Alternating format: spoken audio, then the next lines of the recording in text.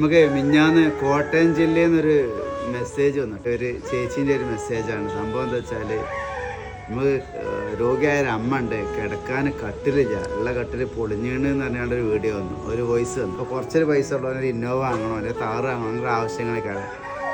പാവങ്ങൾക്ക് എല്ലാവരും ഈ കിടക്കാനൊരു കട്ടിൽ കിട്ടിയാൽ മതി, ഒരു ബെഡ് കിട്ടിയാൽ മതി, സുഖമായിട്ട് കിടക്കാനൊരു വീട് കിട്ടിയാൽ മതി, അങ്ങനത്തെ ഒക്കെ ഒരുപാട് ആളുകളുണ്ട് നമ്മളെ ചുറ്റുവട്ടത്തൊക്കെ.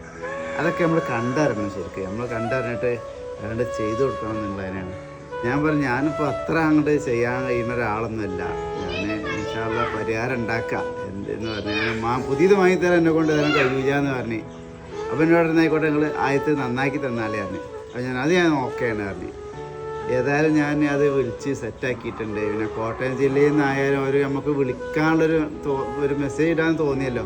അപ്പോൾ ഞാൻ അവിടുത്തെ വാർഡ് മെമ്പർക്ക് വിളിച്ചു. അവർ അർഹതപ്പെട്ട ടീമിനെ നിങ്ങൾ ചെയ്തു കൊടുത്ത വലിയൊരു ഉപകാരമായിരുന്നു. അത് ചെയ്തു കൊടുത്തിട്ടുണ്ട്. അതിൻ്റെ അവിടുത്തെ പണിക്കാർക്ക് വിളിച്ച്, അവിടുത്തെ പ്ലൈവുഡ് കടയൊക്കെ വിളിച്ച് പ്ലൈവുഡൊക്കെ സെറ്റാക്കി കൊടുത്ത്, പണിക്കാർക്ക് വിളിച്ച് അതിൻ്റെ പൈസ ഒക്കെ റെഡിയാക്കി കൊടുത്തിട്ടുണ്ട് കേട്ടോ.